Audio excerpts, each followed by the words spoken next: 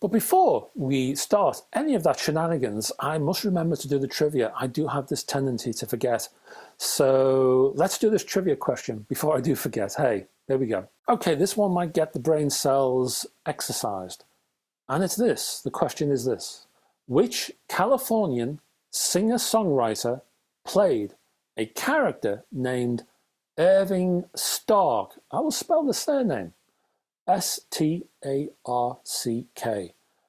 This character was named Irving Stark. He was a cigar-chewing manager of a legendary 1940s nightclub in a 1984 Francis Ford Coppola film. So, who was the Californian singer-songwriter in that film? Have a little think. Don't spoil it with Google, please.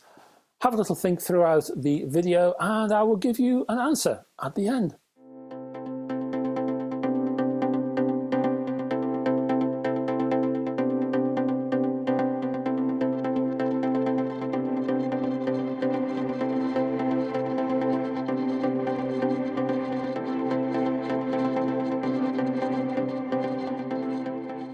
And a very warm welcome to Tuneful Tuesday. This is it. This is what Tuesdays look like.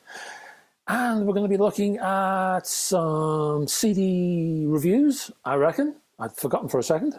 But yes, CD reviews, and there's a book review. But we're going to start with some vinyl news and a band called the Kings of Convenience and Quiet as the New Loud from 2001. This is a reissue, actually a reissue of the band's debut, alongside the later Riot on an Empty Street from 2004. I'll put a little link below for the pair of them. Now, this is a Norwegian indie duo, and they offer kind of, well, low-key acoustics, low-noise vocals, low in energy, and come to think of it, the group does remind me of the band Low. Sparse, stripped.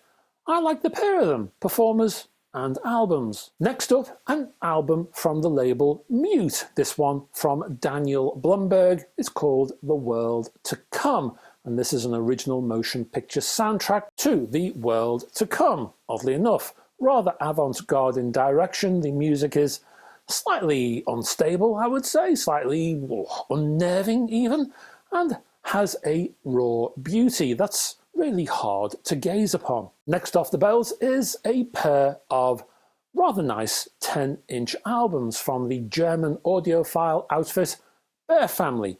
First up is Beale Street Beats Volume 2, a 10-track compilation covering R&B tracks from the likes of Charles James and the Five Royals from 1960 to 1964. The second 10-inch, called Please Don't Touch, is from Johnny Kidd and the Pirates, and that's a 12-tracker and includes seminal tracks including Shakin' All Over, one of my favourites. Next up is an album by Matt Berry. This is from Acid Jazz, and the album is called Gather Up. It's a 10-year retrospective from the folky psychedelic singer-songwriter who you may also know as a TV entertainer. Next is this rather striking sleeve art and the album And Did Those Feet from the label R&R. The album is called Dio Valente, and it's a limited edition numbered and signed 10-track album that includes a CD. It features rather folky operetta material from the Eisteddfod Blue Ribbon winning vocalist Ina Williams, and it covers the band's output from 2001 to 2018. Next up, from Brainfeeder, we have Thundercat and the Golden Age Apocalypse. This is a 10th anniversary edition of Thundercat's adventurous soul jazz fusion debut via a translucent red vinyl disc, a rather shiny gold sleeve with a Thundercat logo hologram sticker. And finally, we have Pepe Deluxe and Phantom Cabinet Volume 1 from the Catskills label. This sees the band's first release in 9 years. sometimes described as pop opera. I can hear that, sure. There's a wide diversification of music styles here. High energy soul, big beats, psych, and a bit of Dr. John chucked in for good measure. And that's your lot in terms of vinyl news. Next up, we're going to look at a book.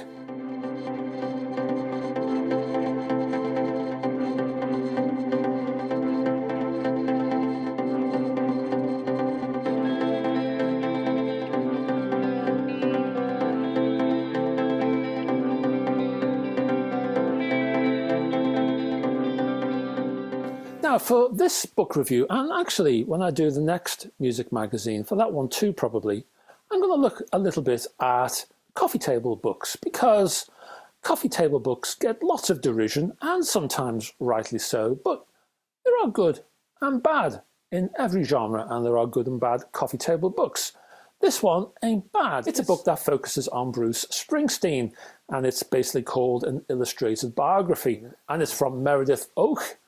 I hope I pronounced that right, O-C-H-S. It's published by Chartwell, priced at £19.99 last time I looked, and you're getting 184 pages, rather large format pages. Actually, the fact that this book measures around 30 by 22 centimetres, give or take, spans under 200 pages and includes the word illustrated in its title, really does tell you that this is a classic coffee table book biography, one to be browsed rather than read in an assiduous fashion. Now, don't think I'm dismissing this one either. There is a host of valuable nuggets in this tome for those who would like a rather potted history of the man and all his works. The casual Springsteen fan might want to take a gander. The quality of the images included is high indeed, with plenty of images of Bruce doing, well, Bruce-type things in a rather Brucey manner. So, Bruce looking rather smouldering, Bruce doing mid-air splits, Bruce looking towards a distant horizon, and Bruce taking a few notes. There are a few gems here, and the odd photo during rehearsals to an upcoming concert. You get scanned posters for the same, Bruce's school report of all things, and an acetate of his first recording, and other bits and pieces like that. Again, the text is not something to be dismissed. It reads like a good magazine feature article with plenty of pulled quotes, including political and social issues. Not for the hardcore fan perhaps, but a book that serves as a good artist introduction. And now, before I let you go off to make a well-deserved cup of tea, a couple of CD reviews.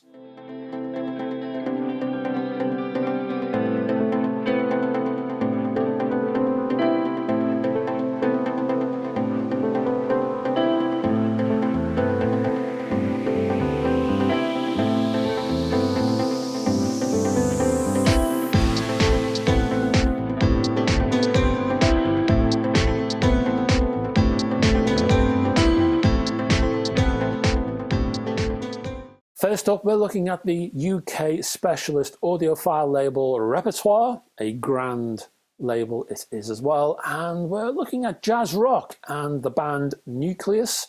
This is a collection called Live at the BBC.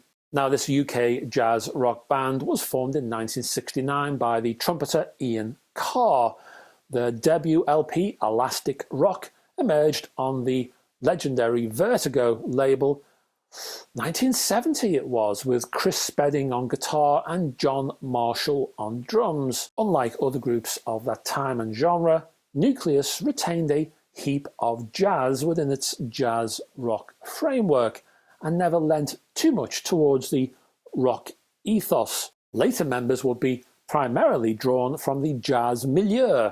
Some would go on to other significant products. Both Marshall and Carl Jenkins, for example, would later join Soft Machine. Many albums would follow Elastic Rock and under a rotating series of lineups as well, but with Carr as the constant pivot for the whole Nucleus movement. Now, this box set crams in 14 hours of music over 13 CDs, that's 13, and spans the very early days from 1970 4 hours of this box output features the founding lineup, for example, 2 more recent recordings from 1991. Programs featured include things like Jazz in Britain, Sounds of Jazz, Jazz Club, Jazz Parade, Jazz Today, Top Gear, and Sounds of the 70s. These are all BBC radio transmissions, BBC radio recordings. Now, one of the discs here is reserved for improvised works, never been released on CD either, these things. Now, many of the tracks include the original spoken presentations from the likes of John Peale, Charles Fox, Peter Clayton, people like that.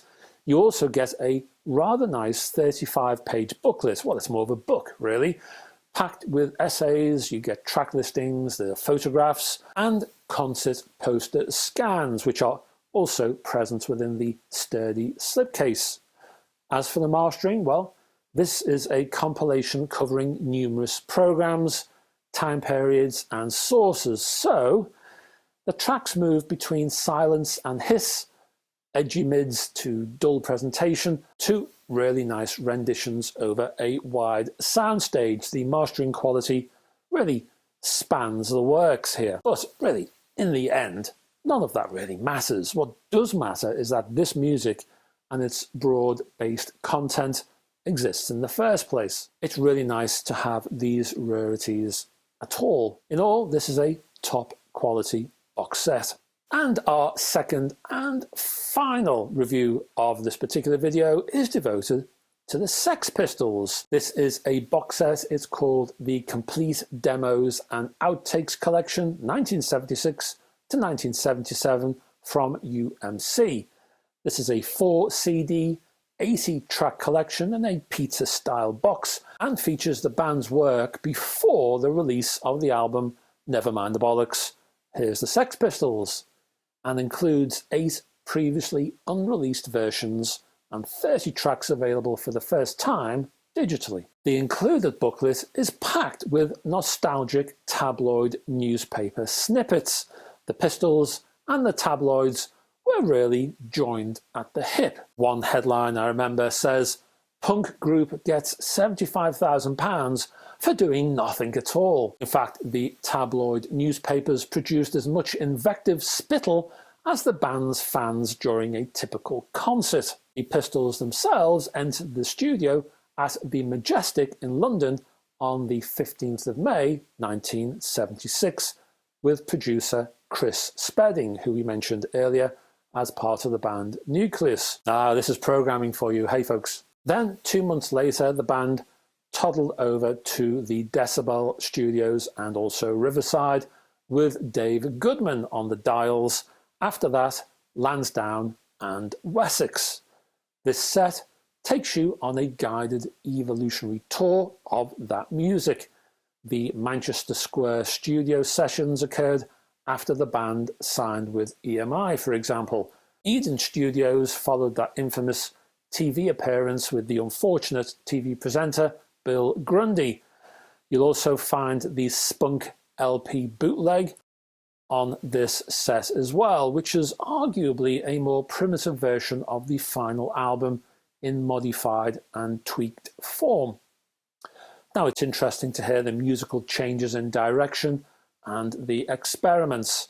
Anarchy in the UK, for example, veered wildly from an articulate, rather rhythm-based song to a shocking wall of sound full of sneering violence, and that was just the electric guitar. Mastering on the whole is commendably flat, I would say. There's no real edge in the mids here. There's not much bass either, to be truthful, but at least these demos are not bright and shrill. These Spunk demos are hotter in mid-range terms, yet still not particularly aggressive. This is a diary of a legend and a time and a place, a time when music could still move entire generations, a time when music was still worth fighting for and against. Now, before we say farewell, let's answer that trivia question. Just to remind you, which Californian singer-songwriter played Irving Stark, the cigar-chewing manager of a legendary 1940s nightclub in a 1984 Francis Ford Coppola film? And the answer was Tom Waits. He originated his shtick while entertaining the queues outside the Heritage Coffee House in San Diego, apparently. And so it was no surprise that Waits should be given the part of Irving Stark in the film called The Cotton Club. As Waits reported, "I spent 2.5 months in a tuxedo." His fondest memory of the project was the time it allowed him to spend with the Munsters star Fred Gwynne, who, apparently, and I quote, "had a head bigger than a horse." So now you know. Another trivia question for you next week. And that's it, folks. I am finished for this particular video, and I want to thank you for all of your support. And if I could ask you before you disappear and put that kettle on, if you could just click down yonder, please, to click on the, what's it called? Like, I forgot what it was called for a second, the like and subscribe buttons. There's also links to my social media platforms. There's also a link to my Facebook group and my website, and also my Patreon page. And if I could ask you to just consider supporting me for that, because it keeps this channel actually in existence. So pretty important, I would say. Any road up, I will be back at the weekend. And what are we doing in the weekend? Well, do you know what? I have been accruing. That's what I do in my spare time. I accrue lots of hi-fi news. So the next one might be, in fact, the next two. We'll see, hey. But the next one will be hi-fi news, I think. But we'll see. Check the community tab down below somewhere, and I'll confirm that during the week, if you'd like to know. Anyway, hope to have your company. It'd be great to see you in the next video. And until then, folks, bye-bye for now.